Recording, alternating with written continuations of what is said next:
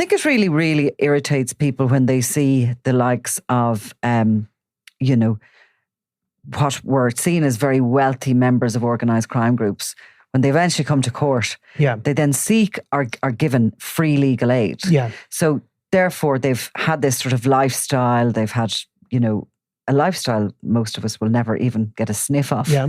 And they come back to the courts, and after all that, they seek for the taxpayer to defend them. And unfortunately, that's the way of our democracy. Yeah. But nonetheless, Sean McGovern, who's applied for it, is being quizzed about this lifestyle that he's had in Dubai for the past 8 years. Yes, because obviously his spending, where he was living, what sort of money was going through his accounts, they aren't available to the Irish state to get at that information. Yeah.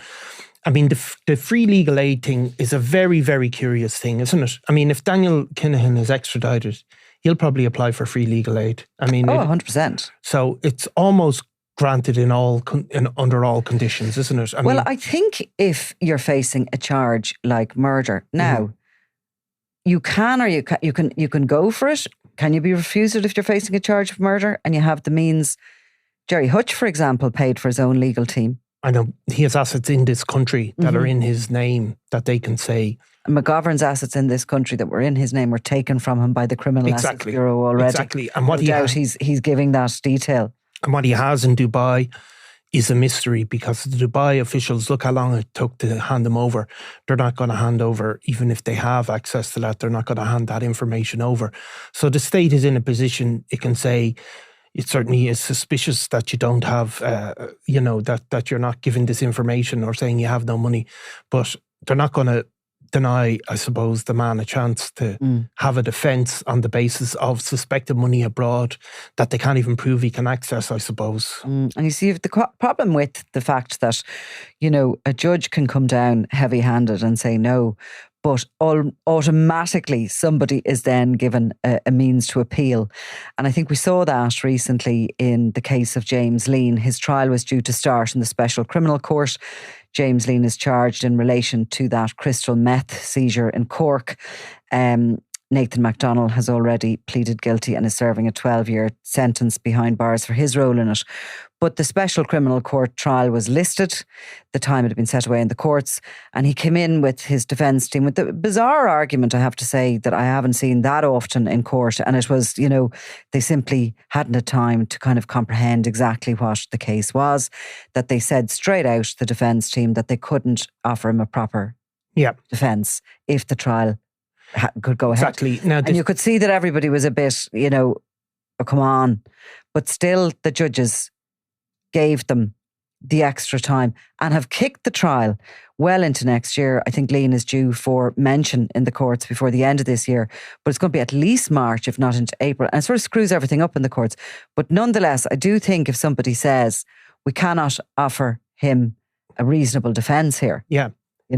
Yeah, the state, like in the interest of justice, it's probably going to be taken into account. You can see it's Miss Justice Karen O'Connor.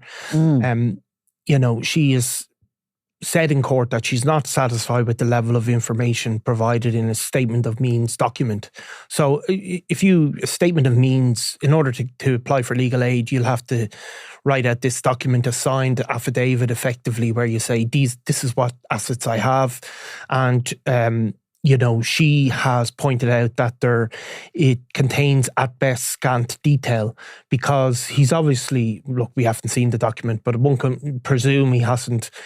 Scant detail means I have no money or I've got nothing to access. And she's a simple N/A. Yes. Well, it may be the case, something like that. And Miss Justice O'Connor's obviously not pleased about this lack of detail, and obviously given the fact that McGovern has lived in Dubai for 8 years, he has to have had money of some type while he was there.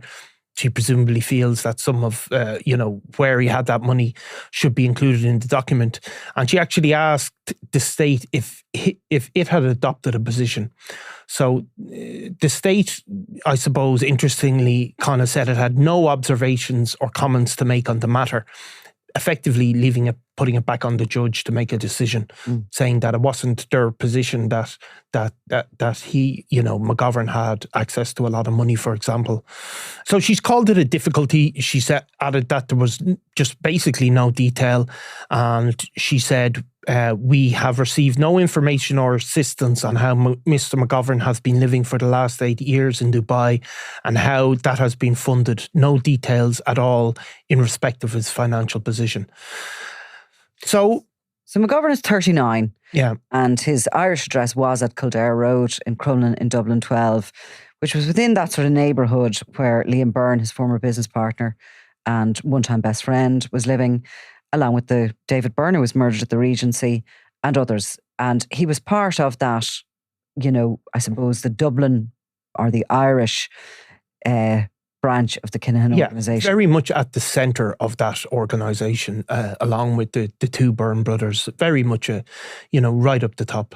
And he was in business with Liam Byrne and their car business. Remind me. LS Active Car Sales. Yeah. How could I forget? LS Active Car Sales was subject to a Criminal Assets Bureau raid. A lot of the product was taken. And it was later told to the court that it was basically used as a money washing facility. Yeah. And they paid people with cars, etc., etc. So he's at the kind of the pinnacle of that. But shortly after the feud broke out, it became apparent that McGovern had forged a very tight relationship with Daniel Kinahan.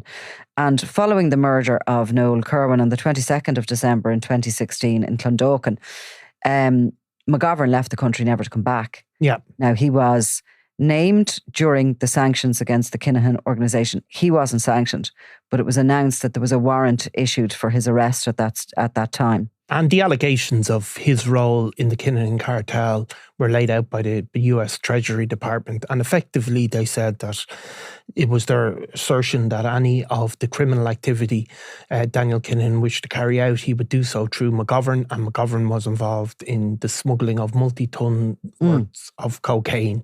So, which presumably people don't do for free, do presumably they? not. You make a few bob out of that. Yeah. Anyway, he's eventually extradited. So that warrant, which is the interesting thing about him, that was 22. Yeah. That the US Treasury came in and those sanctions were levelled. And at that point, the announcement was made that there was a warrant for his arrest. He was wanted here for this murder. So it took really until this year for him to be returned to Ireland. He's seen as a bit of a test case. Yeah. And that's at least what we talk about for the Daniel Kinahan. He's charged with the murder of Kerwin and also charged with the directing of activities of a criminal organisation. And that's in connection with the surveillance of James Gately, who is an associate of the Hutch organisation.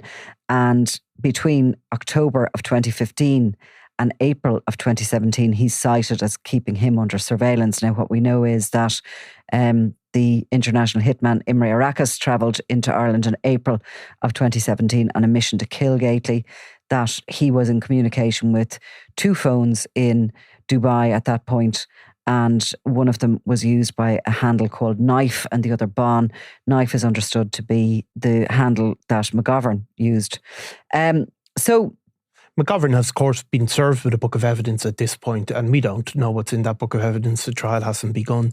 But of course, it'll be of huge interest to see if those digital communications are forming a big part of the case against them. In the meantime, obviously, while he was in Dubai, the Criminal Assets Bureau brought a massive case against the Byrne organised crime group, the offshoot of the Kinahans. And as part of that, his house, McGovern's house in Kildare Road, was seized. When it was seized, you had this, really, really interesting method in which it was bought through a guy called James Mulvey, who was a cousin of Thomas Bomber Kavanagh, who's serving a 17-year sentence for drug trafficking offences in the UK. And he had that house was purchased for McGovern through Mauritius, wasn't it? It was a very, very... trust fund. Based in Mauritius, just showing. And I mean, that was back over a decade ago now at this stage. Yeah, certainly the deposit for it was put up for that. Yeah. And it was a simple home, actually, compared to what he went on to live in. he was living in it with Anita Freeman, who's his long-term partner, who was actually there the night that Declan Gavin, all those years ago, was stabbed to death in Abercababra by Brian Rattigan. A moment that sort of really was the spark that lit the Crumlin-Drimnagh feud. She travelled with them and has lived with them up until this point in the United Arab Emirates, appears to be still there. And obviously his fate will become apparent. Probably that trial is going to happen next year. The special are working pretty efficiently.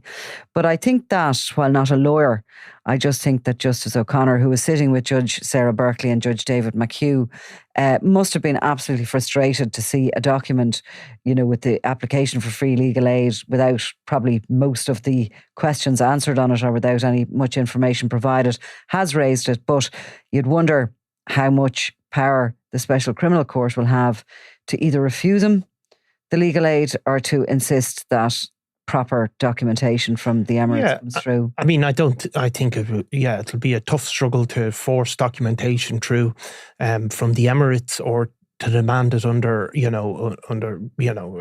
some sort of legal process. I don't think that would happen.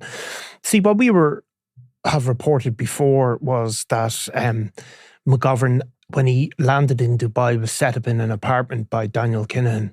And it was an apartment Daniel Kinahan had previously lived in. I think it was called the Iris Blue building in the Dubai Marina, that Kinahan had subsequently brought a load of properties and moved out.